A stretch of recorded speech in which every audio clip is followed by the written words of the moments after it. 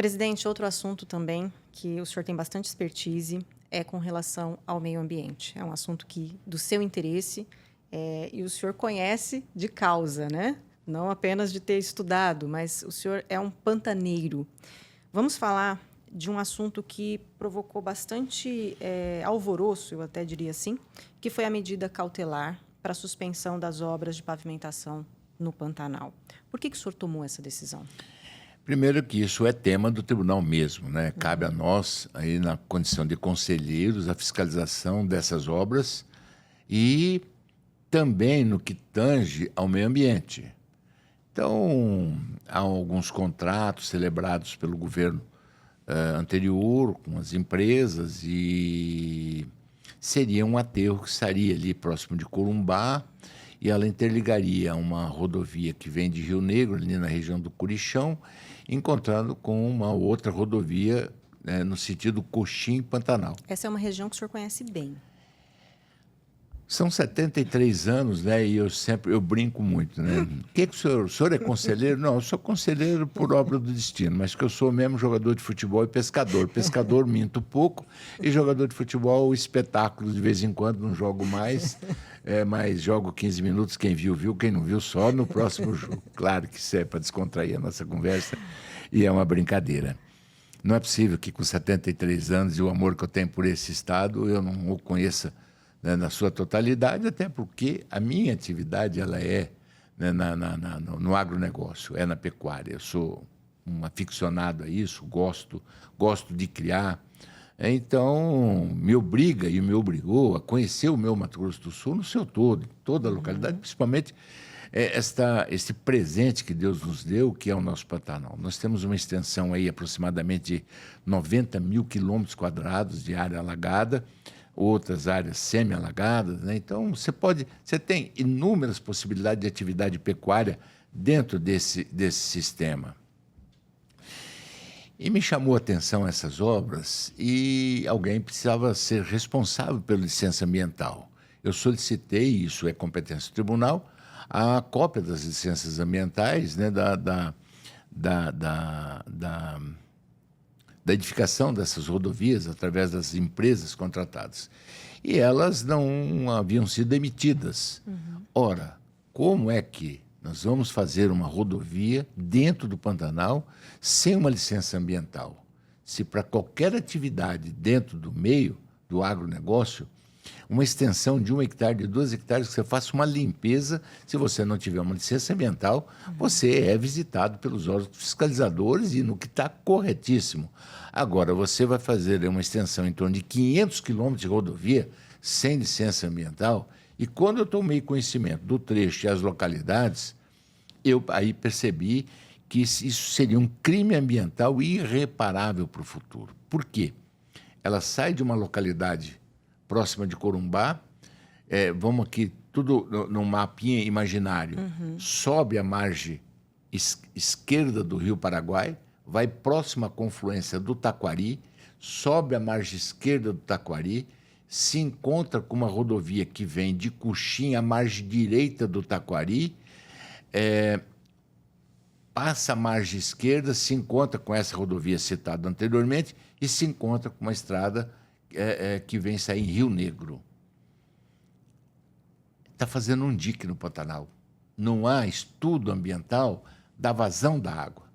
A vazão da água do Pantanal, você tem duas águas no Pantanal. Tem as primeiras chuvas, essa que nós estamos agora vivenciando, elas escorrem no sentido planalto-planície, descendo a Serra de Maracaju, enfim, ela vai repor as baías, os curichos, que por conta do tempo, né, um processo natural, ela evaporou, os animais fizeram uso, então o seu quantitativo diminui e as chuvas têm esse papel da reposição dessa água.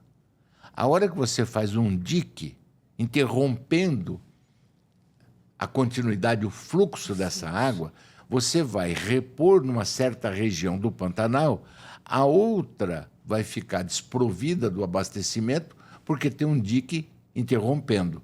Aos canais de vazão não se estudou, aterrando as vazantes, isso foi formado há milhares de anos pela própria natureza Quando as vazantes, o que é a vazante, são as partes mais baixas, e a água por ali, ela toma o seu caminho e faz a sua distribuição, né, na procriação dos peixes, na reposição de alevinos, enfim. É onde o sistema todo inicia-se um novo ciclo em todos os sentidos, tanto na vida dos cardumes, dos nossos peixes, quanto as aves, os animais. Então, isso é uma cadeia alimentar perfeita que ela não pode ser interrompida. Ou seja, é um ecossistema muito complexo e extremamente sensível. Ele é extremamente sensível, ele não aceita a agressão humana. Ele te responde de uma forma muito brutal. A segunda água é a água de fevereiro, março, que recebemos do norte, através do leito do rio Paraguai, que são as enchentes provocadas quando ele transborda e ele joga a água de dentro para fora. Ora, ele também faria o papel da irrigação, porém ele vai encontrar com este dique dessas estradas que foram construídas. Então haverá um represamento de ambas as partes. A consistência dessa estrada, ela não tem possibilidade de aguentar a pressão e a umidade, ela vai se dissolver. E isto já ficou configurado quando, das nossas inspeções, o rompimento antes de se começar. E este material rompido se alojou aonde? Foi para as baías, foi para os curichos e provocando o assoreamento. Imagina se nós já temos hoje uma preocupação imensa com o assoreamento do rio Taquari e de tantos outros rios que compõem a bacia do Pantanal, você dentro do Pantanal provoca uma nova situação para colaborar com o assoreamento daquilo que não é atingido pelos rios, que são as baías e os curichos. Nós criamos um material para ser depositado nas baías, nos curichos, nos córregos, e isso vai acabar, com algum tempo, quebrando totalmente a cadeia alimentar, ou esse Pantanal vai se transformar num mar, ou esse Pantanal vai se transformar num deserto. Então, a minha preocupação foi exatamente isso. Seria um estudo mais profundo para que a gente pudesse realmente entender, fazer essa estrada, se fazer, de que maneira fazer, como fazer, para não ferir o meio ambiente. Nós temos uma das 7 maiores maravilhas do mundo, que é o nosso Pantanal. Isso atrai o mundo, a atenção do mundo. Somos nós que vamos danificar e acabar com esse presente que Deus nos deu. Então, a medida cautelar foi exatamente para dizer ao governo, olha, cuidado, se prevê um acidente que possivelmente no futuro seja irreparável o seu conserto. Eu vou citar uma historiazinha aqui breve para você. Você tem uma ferrovia que vem de Bauru, São Paulo, e vai até Corumbá. Essa ferrovia foi feita no Pantanal. Ela tem aterros. Ora, mas essa ferrovia não afetou absolutamente esse meio ambiente do que você está se referindo, Gerson, a essa rodovia. Vamos imaginar que seja a mesma coisa. Como é que se construiu essa ferrovia há mais de 100 anos atrás e que ela não causou nenhum dano ambiental? E hoje, com tanta tecnologia, hoje você tem 1 trilhão de tecnologia e naquele tempo não tinha nada. A história conta que nós contratamos um engenheiro, não sei de que país, se é da Holanda, eu não tenho certeza disso. Esse engenheiro veio para cá, foi até a localidade toda, acompanhou todo o trecho onde estava projetado a ferrovia. Ele não sabia por onde fazer as vazões, onde que a água escorria, qual é a condição certa. E é muito simples para nós que conhecemos. Se você pegar um Pantanal cheio, e eu, por exemplo, se estiver lá, eu sei onde o canal está indo. É fácil, basta você ver a espuma por onde ela está se movimentando, ali é o canal. Mas isso é fácil para quem conhece. Sim, então... Para quem está lá. O duro é que o engenheiro contratado não conhece, certo? Ele não usa botina. Ele não anda descalço no Pantanal. Aliás, ele não consegue andar, ele não se adapta, certo, ao sistema, à vigilância do Pantanal, que é o pernilongo, que é a mutuca, que é o calor. Isso são os maiores vigilantes que nós temos e os maiores defensores da não depredação do Pantanal. É o que nos incomoda. E Quem é criado em apartamento com a avó comendo cachorro quente e pizza não consegue ir lá e permanecer naquela localidade e trazer um diagnóstico exato daquilo que nós devemos fazer. O que esse engenheiro fez? Nós temos um calcário próximo ali de Miranda. Ele contratou toda a produção de calcário, contratou todas as embarcações com motores diesel, que eles, popularmente nós chamamos de tuk-tuk. Pantanal cheio. Ele depositou todo esse calcário nessas localidades, jogando dentro d'água. Passado o tempo, as águas baixaram e foi fácil de você perceber quais são os canais formados pela própria natureza, pela marca de calcário no chão. Então, olha, aqui tem que ser uma vazão de tantos metros, ali é de 5, aqui é de 30 metros, de 40. Não afetou em absolutamente nada. Atrás. Ele não tinha GPS, ele não tinha drone, ele não tinha satélite, ele não tinha nada Mas disso. tinha inteligência. Mas tinha inteligência. Então, a preocupação que me causou na suspensão da medida cautelar é que eu não quero esse prejuízo ambiental. E há em tempo ainda de você reparar. Vou citar uma rodovia que sai de Coxim até uma ponte de concreto que interliga os dois Pantanal, que só ajudou, o transporte bovino ali era por dentro d'água, você soltava boiada para atravessar de um lado para o outro, na época da cheia não dava vazão, foi construída uma ponte de concreto para facilitar. Não há trânsito de carro aí. Com essa rodovia vai possibilitar. Essa estrada que sai de Coxim até essa ponte, ela tem uma extensão de aproximadamente 120 quilômetros. O material que foi depositado para elevar essa estrada é só areia, ela não tem consistência. Em algumas localidades dessa estrada, ela está a 300, 400, 500 metros do rio Taquari. 200 milímetros de chuva, essa rodovia não vai suportar e ela vai romper. Para onde vai esse material todo? Vai para a parte mais baixa, e a parte mais baixa é o rio Taquari. Quer dizer, mais uma contribuição de areia dentro do Taquari e, com isso, naturalmente, um assoreamento muito mais acentuado. Então, foram as medidas que me fizeram a tomar a atitude, a medida que tomei, suspendendo as obras, discutindo com o secretário. E com os produtores rurais. Com né? os produtores rurais, tive a preocupação disso, não fui compreendido naquele primeiro momento. O Sindicato Rural de Corumbá teceu algumas críticas à minha medida. Eu me coloquei à disposição do sindicato, me desloquei até Corumbá para discutir com o pantaneiro. E como é que foi essa discussão? Como é que foi essa conversa? Eu vou resumir isso, assim, com poucas palavras.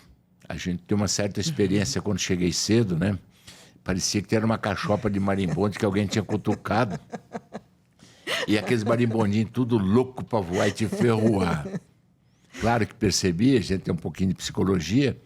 Meu bom dia, sem problema nenhum. Adentrei o recinto, começamos a conversar. E fui fazendo essas colocações para eles. E depois, essa estrada, ela é necessária, mas tem outras formas de você fazer com que não traga prejuízo. O pantaneiro foi ouvido para construir essa estrada? Aquele cidadão que tem 200 anos de história ali dentro do Pantanal, vem do bisavô para o avô, para o pai, para o pantaneiro hoje, que está lá em atividade, ele foi ouvido? Ele sabe por onde tem que... O engenheiro, quem melhor sabe, o engenheiro ou quem faz 200 anos que mora ali e sabe perfeitamente qual é o caminho que tem que se levar à construção da estrada para oferecer a uma melhor condição de ir e vir dentro do Pantanal? É o pantaneiro, somos nós. Se morder uma mutuca preta nas minhas costas, ou se for uma mutucona daquela de tirar boi do mato, eu sei. O rapaz lá, o engenheirinho, vai achar que foi uma cobra que picou. Ele não diferencia um carrapato redoleiro do miquim. Então, o que eu estou dizendo aqui para você, você tem que conversar com quem conhece, com quem sabe. Ainda falando de meio ambiente, o senhor também tem uma preocupação, não só no presente, mas futuro dos municípios com relação a isso. E o senhor pensa, não sei se o senhor poderia falar sobre isso, mas o senhor pensa em ofertar um estudo, alguma coisa nesse sentido para os municípios na questão do meio ambiente? E, na verdade, ainda eu estou... É um estudo. Eu não sei se eu consigo trazer para nós aquilo que eu quero. Resumindo, vou citar aqui um exemplo. O município próximo de Campo Grande, Jaraguari. Eu sei que esse município está totalmente degradado. A reforma agrária familiar fez com que isso acontecesse. O que é isso? 100, 150 anos atrás, os proprietários rurais, o que tinha seu local de residência aqui em Campo Grande, tinha sua fazenda em Jaraguari. Naquele tempo, Jaraguari era longe. E aí as heranças passam de pai para filho, e aí de filho para neto, e vai. Isso se transformou em módulos, em pequenos módulos. Então ela passa a não ser mais produtiva. E o sistema vai degradando toda essa área porque ela não tem os seus cuidados que deveria ter. Ela não é produtiva e você não sabe o que será daqui 10 anos, o que nós já temos hoje, como será daqui 10 anos. Vou partir lá para um exemplo do município que tem que ter a melhor atenção do mundo, Bonito e toda a sua região, Jardim, Bodoquena, pelas belezas naturais que nós temos. Essa agricultura em torno, essa pecuária, as estradas, isso daqui 10, 15, 20 anos poderá afetar negativamente certos nossos rios? Não sei. Então, o estudo que eu gostaria de obter era uma radiografia do município, dizer, olha, aqui está preservado, aqui temos uma preocupação. Vamos falar de sinaleiro. Aqui está fechado, sinal vermelho, amarelo, verde. Certo. Então, se a gente tiver a possibilidade de alguém que oferte para o tribunal, certo, um estudo mais real, verdadeiro, isso é de extrema importância porque a gente apresente isto para o governo do Estado e que a gente, então, tome medidas ou se preciso, leis que obriguem, né, a execução ou a conservação de determinadas localidades do nosso Estado. Então, nós temos pontos aqui que me causam bastante preocupação. Você tem um parque do Iviema, certo? Que ele é extremamente lindo, maravilhoso, pouco falado no Estado. Como é que está aquela região em relação a esse parque? Como é que está o nosso rio Taquari? É possível ainda tirá-lo do CTI? Eu penso que sim. Basta regras, e essas regras terem que ser realmente cumpridas ou, né, ao risco de penalizações duras. Transformar regiões como essa de Jaraguari, por exemplo, numa bacia leiteira, ofertando a recuperação do solo e a melhoria da sua qualidade em responder em capim, em pastagem, e transformar isso numa bacia leiteira, poderá ofertar o produto para todo o Estado, enfim, laticínios, produção de queijo, produção de suco, enfim, né, o que se utiliza com leite. Eu acho que nós temos que ter algumas informações para que a gente construa um projeto para aquela localidade. Então, o Mato Grosso do Sul, na minha visão, ele se divide em vários setores no seu potencial econômico. Se você pega, por exemplo, a região de Dourados, vamos chamar aqui, é altamente produtivo, de grãos, de soja, milho, enfim. Você pega, por exemplo, nessa região de Três Lagoas, né, na produção de celulose, você pega o Pantanal, tem outra característica, você pega o norte do estado, quer dizer, então você tem que ter uma política diferenciada para cada localidade do estado. O que o estado tem a fazer no Cone Sul, o que o estado tem a fazer na Bacia Pantaneira, o que o estado tem a fazer na região norte, para melhorar a produtividade, a sua vocação, né, em relação a produzir. Produzir o quê? E de forma sustentável. E de forma sustentável. Então, eu penso um pouco disso, mas eu acho que já não há mais muito tempo para mim para tentar. Tem bastante, sim. Tantas coisas aí que passam pela nossa cabeça através da experiência de vida, né, e o que a gente já presenciou e vivenciou. Então, o meu Mato Grosso do Sul é isso. O meu sentimento pelo meu estado são as pessoas, é o meio ambiente, é a saúde, é o dever de cumprir. Sensível, né?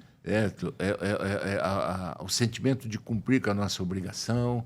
E enquanto Deus nos der vida, nós vamos estar aí sempre acreditando que é possível fazer algo mais.